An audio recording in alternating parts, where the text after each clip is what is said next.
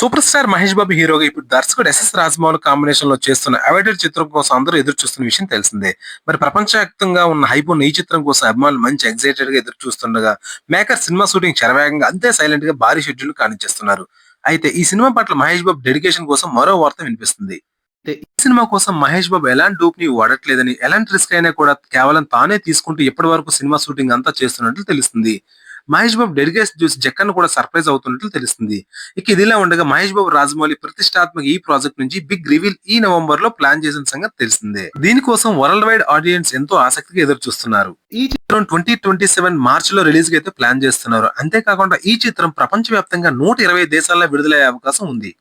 రాజమౌళి ఈ సినిమా వివరాలను చాలా గోప్యంగా ఉంచుతున్నారు. అయితే ప్రస్తుతానికి ఈ సినిమా ఇండియా జోన్స్ తరహాల యాక్షన్ అడ్వెంచర్ డ్రామాగా ఉంటుందని భావిస్తున్నారు.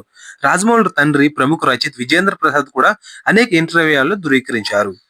అయితే మీలో ఎంతమంది ఈ సినిమా కోసం ఎదురు చూస్తున్నారో కింద కామెంట్ సెక్షన్ లో కామెంట్ చేయండి. Please subscribe to my channel.